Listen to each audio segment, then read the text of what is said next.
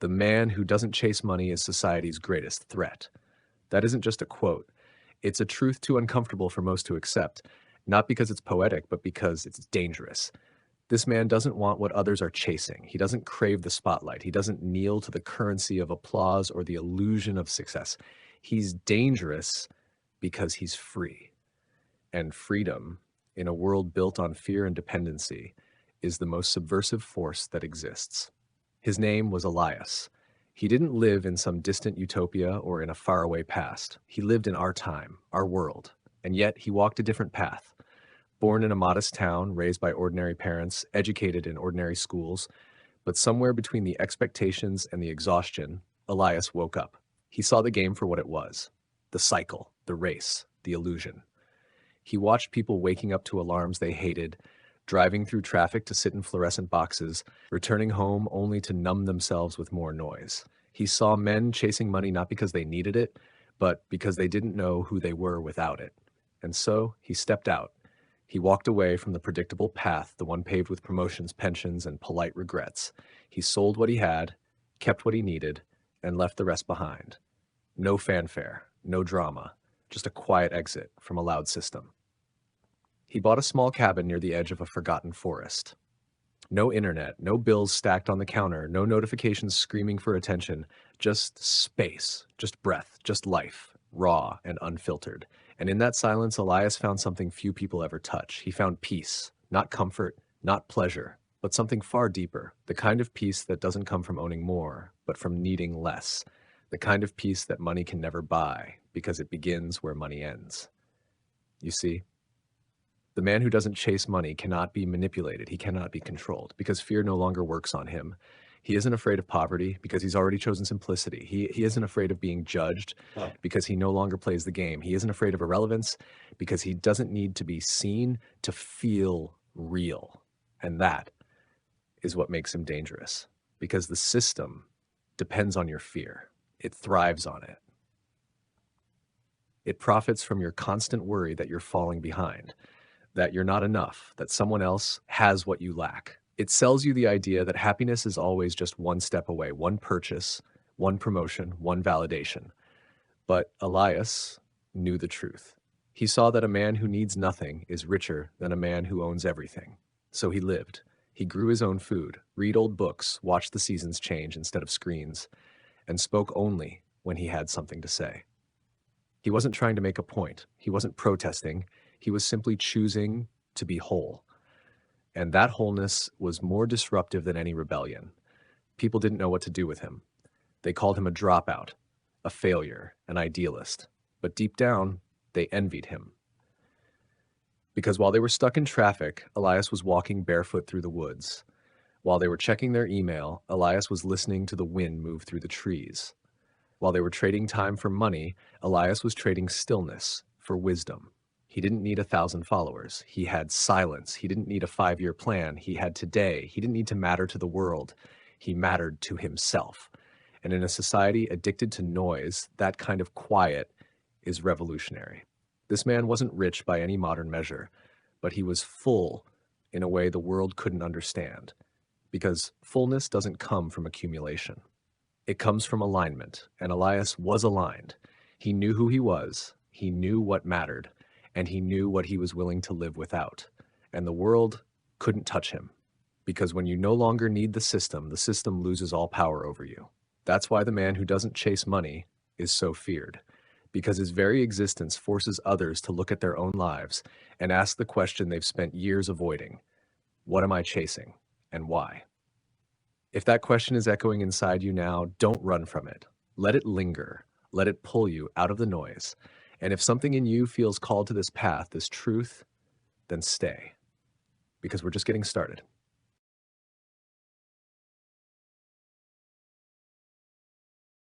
Elias may have walked alone, but his story is not new. Long before his feet touched the forest path, others walked away from the noise, from the power, from the illusion. They were called fools, prophets, mystics, and sometimes threats, because every time a man steps out of the system, he reveals a path most people are too afraid to see, a way of life that cannot be taxed, tracked, or monetized. You've heard of them. Maybe not their full stories, but echoes of them live on. in scriptures, in whispers, in the silent moments between your thoughts. There was one who walked out of the palaces of Egypt, a man raised in gold and privilege, but one day he looked around and saw the chains beneath the jewels. His name was Moses. He could have stayed, he could have climbed higher in Pharaoh's court, but instead he walked, not toward power, but into the desert, into the unknown. Because something in his soul knew you cannot free others if you are still enslaved yourself. And so he let go of comfort, of luxury, of certainty, and in return, he found God. Not in the cities, not in the courts, but in the silence of the mountain, in the fire that didn't burn, in the voice that needed no gold to speak. Centuries later, there was a prince, born into unimaginable wealth, his every desire fulfilled before he could even form a question. But even within his palace, he felt the ache. He saw the sickness of indulgence, the suffering behind the silk. So one night he left it all behind. He removed his jewels, he walked barefoot into the unknown, and became something the world still struggles to understand. Siddhartha Gautama, who would one day be called the Buddha. He chose simplicity over status, stillness over stimulation, being over having, and the world has never recovered. Even now, people argue over his words. Try to contain his path inside doctrines and debates. But they forget, he didn't start a religion. He simply walked away from everything that wasn't real. There was another man, a carpenter, poor by the world's standards, but so rich in presence that kings trembled at the sound of his name. He walked with the broken, he dined with the forgotten, he preached of a kingdom not made by hands, and when offered the chance to rule, he turned it down. Because power built on fear is not real power, and wealth built on exploitation is poverty in disguise. His name was Jesus. And he too was dangerous, not because he fought with armies, but because he lived without fear, because he taught people to give without expecting return, to forgive without holding power, to love without a price tag. He flipped the tables of the money changers, not because money is evil, but because worshiping it is. He said, "You cannot serve both God and money." And the system crucified him for it. Different names, different eras, but the same rebellion. Not through violence, not through riots, but through stillness, through simplicity, through truth. Because every time a man says, "I don't need more," the world hears, "You can't own me." And that shakes the very ground of this machine we've built. A machine that needs you always hungry, always scrolling, always needing something else to feel okay. But Elias, Moses, the Buddha, Jesus, they all said the same thing in different ways. You are already enough. You were born whole. And the freedom you're seeking doesn't come from outside, it begins within. But to taste that freedom, you must let go. Let go of the chase. Let go of the fear of being misunderstood. Let go of the idea that your worth comes from your income. Elias wasn't just living in the woods. He was tapping into a lineage, a quiet rebellion that has echoed for centuries. Men and women who chose to live fully, not because they hated the world, but because they saw through it. And yet, the world will always try to pull you back. It will tell you that letting go is weakness, that you're being irresponsible, that success looks like power, control, likes, and legacy. But you know better, because somewhere inside you, beneath the noise, there is a whisper that says, there is more to life than this. And that whisper will never leave you. No matter how much you try to silence it with achievement, no matter how much you try to outrun it with ambition, that whisper is your soul. And your soul is not for sale. If Elias was here now, he wouldn't shout, he wouldn't debate, he would simply sit across from you, pour a cup of tea, and ask you the question that turned his world upside down. What are you afraid of losing? That's keeping you from being free.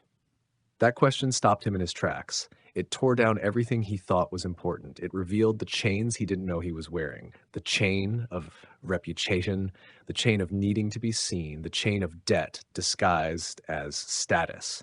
And in breaking those chains, he became invisible to the system, which is why the system called him dangerous. Because when you stop chasing what everyone else wants, you become unpredictable. When you stop needing the carrot on the stick, you become uncontrollable. When you stop measuring your life by someone else's scoreboard, you become truly alive. And there's nothing more terrifying to a world built on fear than a man who has nothing left to lose because he gave it all away willingly. Elias didn't have a blueprint. He didn't follow a doctrine. He simply followed peace, and peace led him to stillness.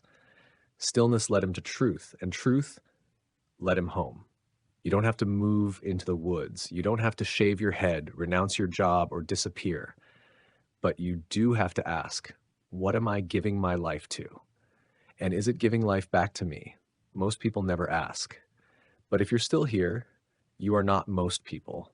Subscribe, not just to this channel, subscribe to the call within you, the part of you that remembers, the part of you that never wanted this noisy, crowded life, but settled for it anyway. You don't need to stay asleep. Not anymore. Freedom sounds romantic until you realize what it actually costs. It's not the price of a plane ticket. It's not a retreat in the mountains. It's not a course or a new morning routine. The price of freedom is everything that makes you feel safe, but keeps you small. The image, the title, the performance. To walk the path Elias walked, you must be willing to stand alone, not because you hate the world, but because you finally love yourself enough to stop abandoning who you are. That's what makes this path so rare. Because the truth is, most people don't want freedom. They want comfort. They want the illusion of choice inside a cage they've decorated themselves. They want applause without authenticity. They want peace as long as it doesn't cost them reputation. But real peace is not polite. It demands honesty. It doesn't care how many people agree with you. It asks only one thing. Are you living in truth? Because when you are, you'll lose people.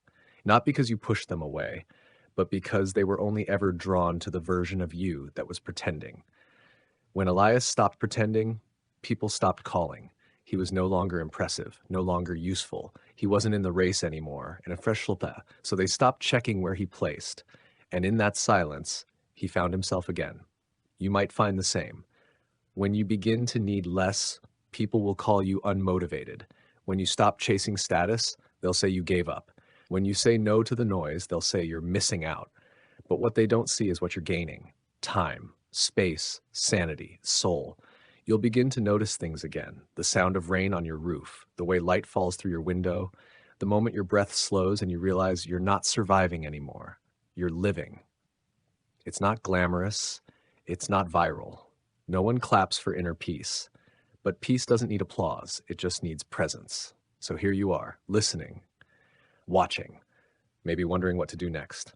Let me tell you something most won't. You don't need to burn your life to the ground. You don't need to quit your job tomorrow or move to the forest. You don't need to become Elias. But you do need to choose, because the system is subtle.